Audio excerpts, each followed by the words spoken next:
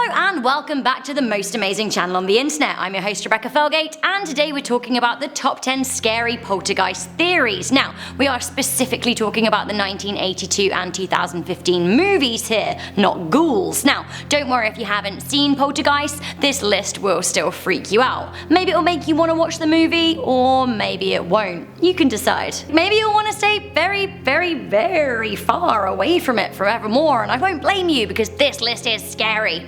Before we get into it though, I want to ask you guys what your favourite scary movie is, and should we make a scary theory list for it? Let me know all of that in the comments section down below.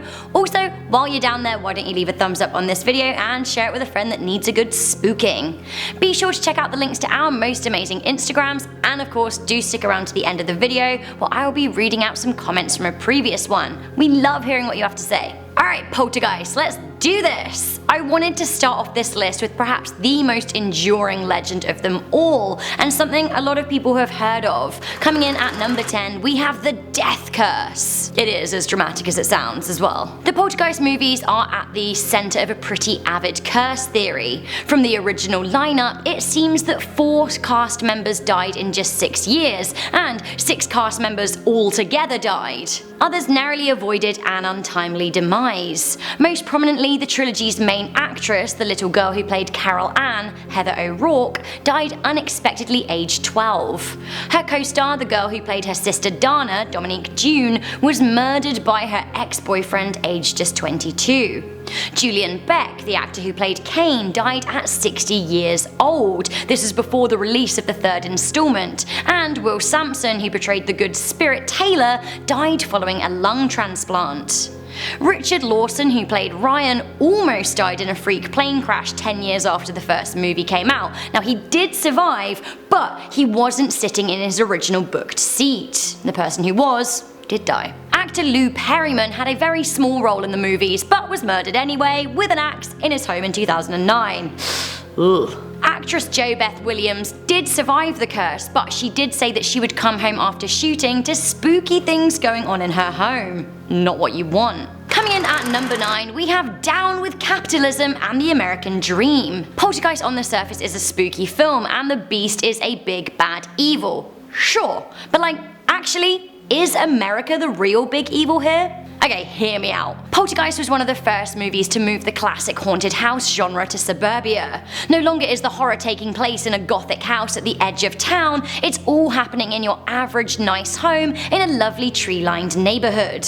The kind of house you could buy if you were a slave to the American dream, perhaps. What else can you buy? What else was center at FDR's New Deal? What else was central to the all-American dream? A television set. So a good job gets you a nice house and a nice TV. Okay, so with that in mind, did anyone else pick up on the fact that the dad in Poltergeist sort of hates his job and the mum sort of ribs him for becoming all corporate? He's even reading Reagan's book. Also, is it not the house and the television that attacks the kids? So I'm thinking, is Poltergeist a well-disguised jab at capitalism and the American dream? Quite possibly. Coming into number 8, the beast was Reverend Henry Kane. If you have ever seen Poltergeist 2 and 3, you will have seen the freaky, creepy Reverend Kane character. I don't like a reverend in a movie, I really don't. They're always bad news. It seems that actually, Reverend Kane was the human form embodiment of the beast.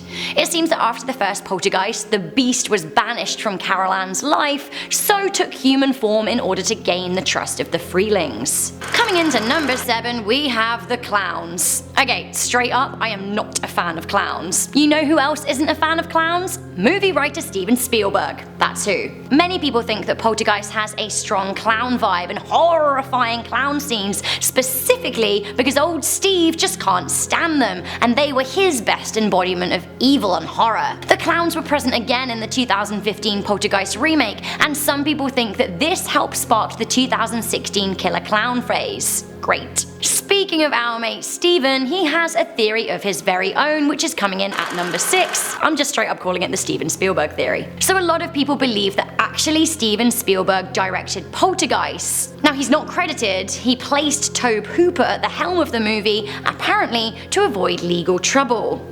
Spielberg was the writer and co-producer of the movie, but categorically didn't direct it because of a directorial contract that he had with E.T., which also came out in 1982. People think that he directed the movie anyway though, which I guess isn't that scary a theory, unless you're Mr. Spielberg's lawyer. Coming into number 5, we have the theory that Poltergeist is all about a tech addiction. This theory was posted by Snowfru on Reddit 3 years ago. Everyone always has the most inventive Reddit names, honestly. Now it all centers around video games and tech being the real ghouls of the 2015 remake.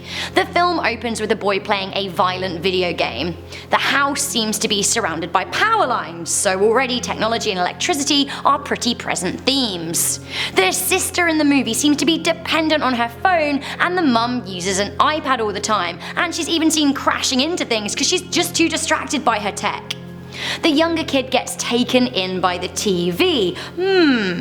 Now here the theory says that clowns seem to represent entertainment without any value, like technology.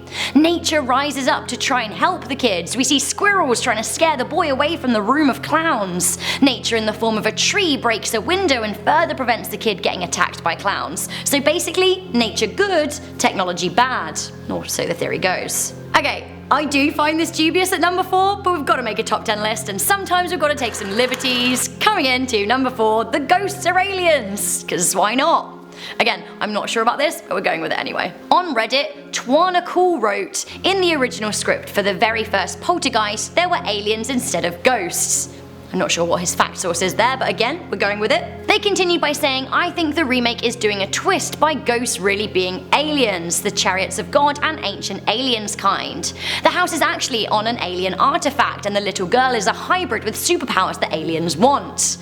Am I putting more thought into this remake than the people who made the remake? Honestly, probably, but I don't know. Cool. Honestly, I do like the sass at the end. I think this is a bit of a loose goose theory, but I do like the idea of this when applied to the whole tech thing. Like maybe aliens have found a way to communicate with humans using technology. I don't know though, maybe all ghosts are aliens. Why not? Ooh, I really like this one though. At number 3, we have the Super Bowl predicted Heather's death. There is a weird correlation between the 22nd Super Bowl and Poltergeist, and some people think that there is an absolute link between the movie, the Super Bowl, and actress Heather O'Rourke's death. They think that they're related. Are they? We'll find out. This scary theory hinges on the fact that for some really weird reason, even though Poltergeist was released in 1982, there was a poster in Robbie and Carol Ann's bedroom for Super Bowl 22. Now this was set to take place in 1988, 6 years after the movie's release. Really weird. The Super Bowl, by the way, that year ended up taking place in San Diego. Of course, nobody could have known that at the time, it was 6 years in the future. Eerily, scarily, weirdly, freakily, it was actually the year that Poltergeist actress Heather O'Rourke died. But weirder than that, she fell ill on the very day of the 1988 Super Bowl. She began vomiting on the 31st of January, and she died the very next day from septic shock. Where did this all take place? San Diego, California. Just like the Super Bowl. Weird. For our penultimate point, I wanted to talk about the theory for the reason behind the Poltergeist curse altogether. So, in at number 2, we have the skeletons. While some people think that the curse of Poltergeist came around because of the movie's demonic connotations, attracting bad spirits and the like, other people think that it was absolutely the use of skeletons as props. Why? Well, let me explain. It seems that director Tobe Hooper used real-life skeletons in the pool water scene with poor JoBeth Williams, and those skeletons may have been cursed. The decision to use real remains came as allegedly they were cheaper than fake ones, and they looked a lot better too. How he came across these real dead people, and so many of them, well, we just don't know, but it certainly makes the movie scarier. Also, it seems that JoBeth wasn't even told about the real skeletons. Her reaction in the scene was very real as she realized that she was swimming with dead people. Horrifying. Okay, finally coming into number 1 of our scary poltergeist theories. This is a bit of a conspiracy theory and really worrying. we have Heather was murdered. So we know that actress Heather O'Rourke died under tragic circumstances aged just 12. The official reason for her death was recorded as cardiac arrest as a result of septic shock, but some people think that the circumstances surrounding her death were extremely suspicious, and beyond that, there are some very dark theories out there. One of them is that the young Poltergeist actress was a victim of abuse. Sensationally, it seems that an entertainment lawyer claimed that Heather was heavily assaulted by Hollywood bosses. The story broke from a blog post on crazydaysandnights.net, and it was an anonymous tip-off from someone in the industry. They wrote, I quote, "Back in the mid-80s, it was a peak time for child molesting in Hollywood. There was no internet. There were very few mobile phones. Children came to the set where they were left alone by their parents. For the next 8 hours, they were subjected to every kind of horrible thing you can imagine. Drugs were commonplace. They were used to try and get the kids to not be so hysterical when being assaulted." It's honestly a really horrifying read, and the story goes on to discuss a 12-year-old girl who was a big star at the time being molested at a studio and then causing chaos when she fell ill. Now the story seems to insinuate that she was sexually abused. The blog doesn't actually mention Heather by name, but from the setting of the story and all of the detail included, it seems to indicate that it was her, and actually she died as a result of the injury she got whilst being abused.